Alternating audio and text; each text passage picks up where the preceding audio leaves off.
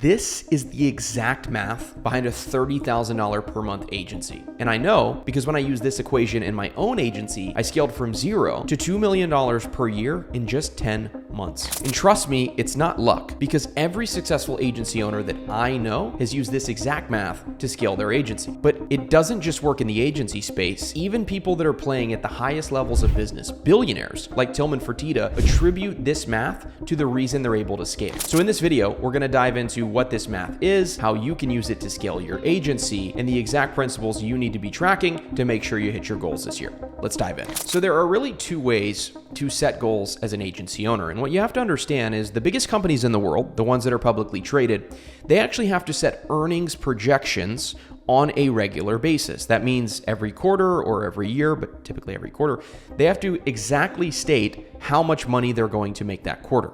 And if they beat that number, their stock goes up. If they miss that number, their stock goes down. So how do they consistently do this? How do they basically guess with very real accuracy how much money they're going to make every single quarter? Do they have a crystal ball? Are they doing magic? Well, of course they're not. They look at data and then they reverse engineer the exact actions needed to hit their projection. And look, this can never be 100% accurate. This is why the stock market goes up and it goes down. But the principle is rock solid. When they look at this data, they understand exactly what they need to do. And they operate their businesses solely based off data. So let's say they know that they make 3 times return on ad spend on their marketing. They know that in order to make, let's say, $3 billion, they have to spend $1 billion, as an example, on marketing. It's kind of a ridiculous example, but you get the point. What I call this is Fortune 500 goal setting. And to contrast this to the complete opposite end we see in the agency space, most agency owners do what I call dreamer goal setting. They throw out these arbitrary numbers with no way to really reverse engineer the math behind them, and they have no plan, no system, and no benchmarks. And it actually kind of makes me laugh because a lot of agency owners will just have some goal, 30K a month, 50K a month, 100K a month, but they have no real systematic way of getting there, or they don't even really know the actions required to get to those numbers. So they say these goals and they actually mean nothing. They could literally say they want to make $1 billion per year, and they would essentially be saying the same thing, because a goal without a plan is a dream. And when you learn to set projections in your agency the way Fortune 500 companies do, you won't be a small agency for very long. And of course, doing this is not going to guarantee that you're on the Fortune 500 list, but what it's going to allow you to do is use a principle that the biggest companies in the world, that billionaires use inside of your agency in order to scale. The exact one that I used and that tons of other successful agency owners have also used to scale their agency. So you first have to understand there are only 3 things that you do as an agency owner. Unlike Fortune 500 companies that have all these different things happening and all these different businesses and products and things under their umbrellas, as an agency owner, our lives are pretty simple. We only have to do 3 specific things. We have to set meetings. We have to, put appointments on the calendar with qualified prospects. We have to close those clients, turning those meetings, of course, into clients. And then we have to keep those clients and really try to keep them for as long as we possibly can. And that's really it. And so every action that you take on a daily basis supports one of these 3 things, either setting meetings, closing clients, or keeping clients. And the better or worse you execute on each one of these things, either the faster or the slower you're going to scale. And so what you can do, as an example, if you want to get to 30K per month, you can just reverse engineer your exact way to this goal. So let's say you want to get to 30K per month in, let's say, 6 months. At 2K per month per client, that means you need 15 active clients. You need 15 people paying you $2,000 per month. Now, most agency owners stop there. They say, I need to get 15 clients. I'm good to go. I know my target. I know my goal, 15 clients at 2K a month. But the Fortune 500 approach is to actually assign a key performance indicator to every single part of your agency. You track your numbers, and then you reverse engineer exactly what needs to happen daily in order to hit that goal. And when you miss that goal, what the data does is tell you exactly where you missed and what you need to fix. So people don't understand that when you actually start to track and when you actually start to work backwards towards your goal, not only are you going to have so much more visibility on your business, but you're going to know exactly what it is that you need to focus on. And I'll kind of help you understand this in just a second. But first and foremost, you need to close 15 clients, but that doesn't account for churn. And again, this just shows you most agency owners set a goal and they don't go nearly deep enough into all the variables that are going to happen on the way to that goal. So let's just assume a 10% monthly churn rate. So let's just say that you're churning them at 10% per month. That roughly means you need to close 25 clients over the course of 6 months to have 15 active by the end of that period. And this breaks down roughly to 4 clients per month or 1 client per week. So just to recap, 10% monthly churn, you need to close 25 clients over the course of 6 months to land at 15 active by the end. That's roughly 4 clients per month or 1 client per week. Now you actually have a real target. And the best part about working backwards towards your goal, it actually makes the goal a lot less overwhelming, if you will. So you might hear 25 clients. If you don't have a lot of clients already, 25 sounds like a lot. But when you break it down to the point of, hey, it's just 1 per week over the course of 6 months, it's a lot more manageable. It sounds a lot easier to do than to get 25 over the course of 6 months. So by kind of reverse engineering and getting down to a weekly or kind of a daily input, it actually makes it a lot easier to do in the first place. But let's go through the math of actually closing 1 client per week, because we understand where we want to be. We understand how many clients are going to be needed in order to actually get there. But how do we actually get that 1 client per week? So we're just going to use the hypothetical example here of what this is going to look like on the sales and the settings side. It's going to be a little different for everyone, but you kind of understand what numbers you need to be looking at. So we're going to use the example of LinkedIn organic. Let's say you're sending 50 messages per day, and from those 50 messages that you send, you book 2 calls per day. Let's say that's 10 calls per week. 50% of those calls are qualified, and you're closing 20% of that. That's 1 client per week. You have hit your goal. But what the visibility on these numbers actually allows you to do is figure out the way that you want to scale these numbers. And this is how you can actually put your foot on the gas pedal and scale even faster. So again, we know at 50 messages per day, 2 calls per day, that's 10 a week, 50% are qualified, you close 20%, you got your 1 client per week. But now you actually have a lot of optionality of how you can increase these numbers and start to get 2, 3, 4, 5 clients per week. So at the beginning of the video, I told you this is how you can reverse engineer your way to 30K per month. But after you start to see how this works, you figure out very quickly how you can go further and further and further. And again, when I did this, I scaled from 0 to $2 million per year in just 10 months. So it's not just 30K a month. You can reverse engineer your way to really any goal when breaking it down in this way. So you see that you have 1 client per week. Now you can actually see how can you increase that. And you have a bunch of options for doing that. And this is going to be similar to every kind of part of your business, right? So you're going to see something is working, and then you're going to see many ways to improve that and make it work even better. So your first example on the outreach is going to be you can increase your volume, right? You can double your outreach and you can start to book more calls per day. Let's say you can ramp it up to 4 calls per day. And there's going to be some things that are necessary to do that. That might mean another virtual assistant. That mean you might need to send more LinkedIn messages yourself if you're doing it yourself, as an example, which I wouldn't recommend at this scale. But let's say you need to do more messages, but likely it's going to be another virtual assistant. Maybe it's getting access to more LinkedIn accounts. A lot of times you get throttled on these platforms where you can't send more than a certain amount of messages per day. That means that you need to get more accounts. But again, by having these numbers of at 50 messages per day, we book 2 calls, okay, if I can increase to, let's say, 100 messages per day, I'm going to likely stay around the same percentages and start to book 4 calls per day. You have another option, which is just add another channel, right? LinkedIn's working. You can continue to allow LinkedIn to work. Now you can start cold email or cold calling or paid ads. You have a channel that's working. Now you can stack another channel on top. And then finally, you can improve your close rate. How would you do this? Well, you improve your offer, you add in a better risk reversal, you have better pre-call material so the prospects are a little bit more excited for the call, a little bit more warmed up. This could be better follow-up on people that aren't 1 call closing. We can get into more of this in just a second, but as you can start to see here, by really tracking the numbers and seeing what's working and how well it's working, this not only allows you to have super data-driven decision-making, but it's going to put you in a position where you can decide how do you want to grow it. And so you're at this pace of, let's say, a client a week. You can really quickly figure out how do you get to 2 clients per week, 3 clients per week, 5 clients per week, and then really start to scale.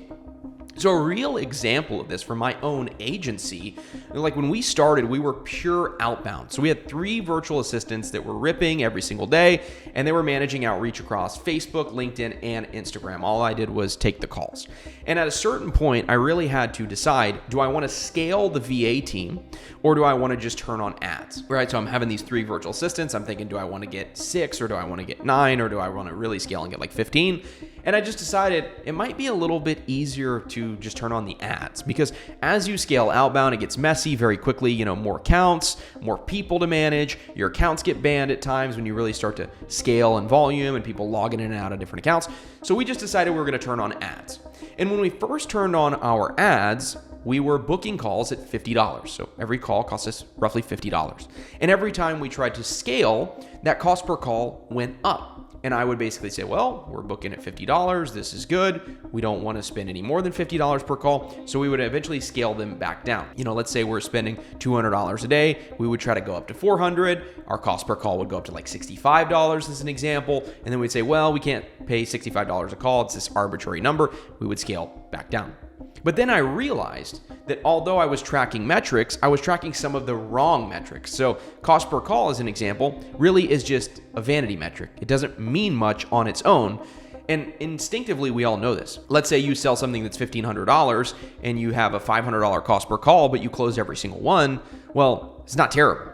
As an example, if you're booking $15 calls, but nobody shows up, nobody's qualified, and you need 100 calls in order to close someone, as an example, you have a 1% close rate, which is an extreme example. But again, $15 calls in that scenario mean nothing. They mean nothing on their own. And what I realize is there's a few things that actually matter. One of those is the CAC, right? How much does it actually cost to acquire a client? Then you have your cash return on ad spend. So for the ad spend that you put out, how much do you get back in upfront cash collected? Then you have your contracted ROAS. So what is your return on ad spend in total contract value? So I know a lot of people push the kind of pay in full model. We always did monthly recurring revenue, which means that we wanted to have 100, 200 people on retainer at a time. We felt like it was a lot more stable. So we typically sold the payment plan. Some people would PIF, but we were not normally in a position where we needed people to PIF. We normally sold the retainer. So we had to look both at our cash ROAS and our contracted ROAS. And so what that basically means is, just for sake of ease, let's say you sell a 10K contract, you collect $2,500 up front, it costs you $1,000 to acquire the client. So, it's a 1K CAC, your cash ROAS is 2.5x because you have a $2,500 upfront cash that you've collected, but you closed a $10,000 contract. Technically, that's a 10-to-1 contracted ROAS. And so those numbers are a lot more important, as an example, than your cost per call. And for me, once I understood those 3 numbers, I scaled the ad spend literally as aggressively as I possibly could. So most people would have looked at the business and said, wow, you're taking a reckless risk right now because you're spending so much money on ads.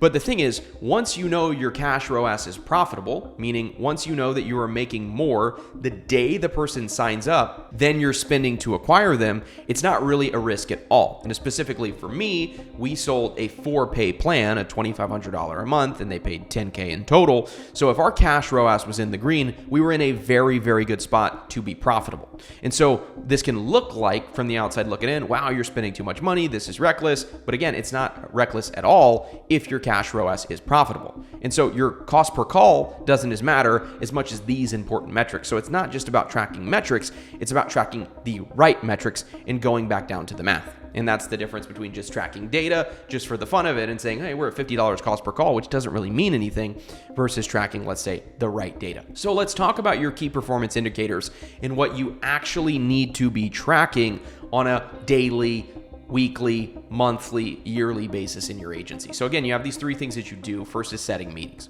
So you need to be tracking the meetings booked per week, right? How many meetings are you booking per week? What is your outreach volume?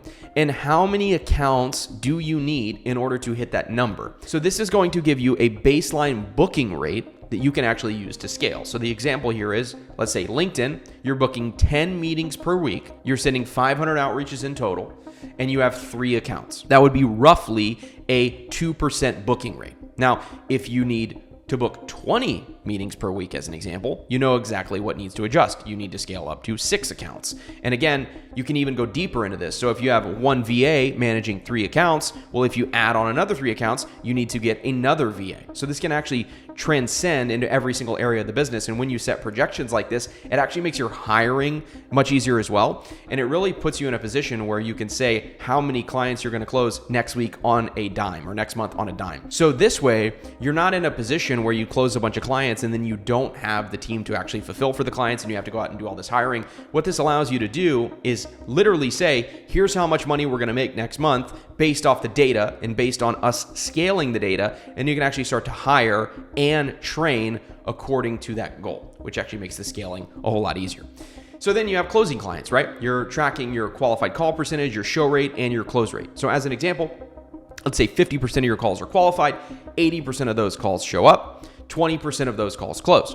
For every 12 calls that you book, you close roughly 1 client. To improve that number, you have multiple levers. And really in every part of the business, even with setting meetings as an example, you can improve your scripts. You can book more calls, right? You can add more accounts. You can book more calls, even with closing. You have a lot of levers as well. You can strengthen up your offer. You can do better qualification on the front end. You can work on your follow-up sequences. You can do better pre-call material. You can also just get better at selling.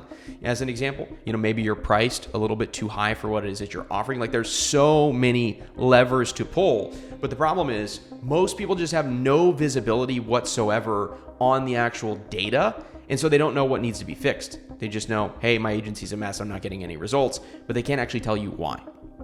And then lastly, obviously, you have keeping clients. So you need to track your monthly churn, but what you will need is at least 6 months cohort to measure this accurately. So as an example, you start the month with 10 active clients, you have 8 at the end of the month.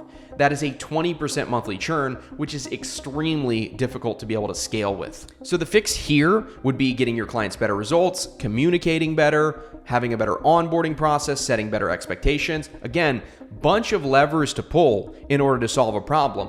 But if you have no visibility on what the actual problem is, it makes it very hard to know exactly what it is to do. So like I said, if you're churning, there's levers to pull in order to do that, but a lot of people don't even know what their churn rate is because they're not tracking the metrics. So really the point, and what this all comes down to, is that if you're not tracking the most important metrics inside of your agency and reverse engineering your daily inputs from those metrics, you will never consistently hit your goals. And that's really what I was saying at the beginning of the video is most agency owners, their goals mean absolutely nothing. It's just like having a vision board and saying you want to be a billionaire. There's really no plan in order to get there. It's really just a dream. And so what your workflow needs to look like is you set a goal, a revenue goal, a client's goal, whatever the case may be. You reverse engineer your way to that goal, figuring out what you need to do on a weekly basis in every single one of those KPIs that I just laid out on the slide before this. You then find what's broken, and then you take one of the many solutions to fixing the thing that's broken. So again, maybe it's churn, you're losing too many clients. There's so many ways to go in and fix that. Getting better results, hiring better team, fixing onboarding processes, fixing communication. But again, if you don't have visibility into what's actually broken and you're not actually tracking those metrics, then you don't know what the problem is and you have no recourse to fix it. And so what you have to understand is that most agencies do none of this. And for that reason, their goals are rarely achieved.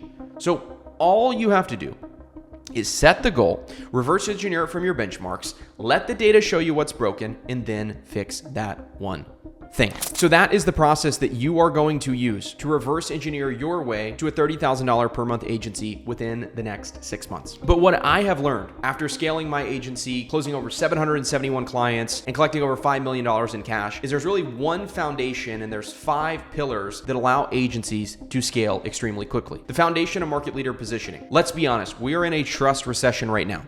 No one trusts anyone. And as you're an agency owner that is trying to scale, your prospects don't trust you. The way to combat that is becoming a market leader. This is the first thing that we build one-on-one with our partners at agency clients because you need your prospects to trust you. And when they do trust you, it makes absolutely everything easier. That is the foundation that we set with agency owners. And then from there, we work on 5 pillars. The first one being a hybrid offer. You need an offer that your prospects actually want to buy, one that saves them time and makes them money. These are the offers that sell. These are the offers they feel stupid saying no to. From there, you need a demand engine. You need a consistent way to put appointments on the calendar every single week. My agency booked over 10,000 sales calls. It made it very easy for us to scale because we consistently had volume of calls on the calendar every single week. You need a scalable selling system. You need to be able to get on calls and do the same exact process every single time, selling the same thing to the same person in the same way. And then you're able to actually pass that sales process off to a sales rep who can run it 100% for you. And as you start to get all these clients coming in, you need assembly line fulfillment. What trips up so many agency owners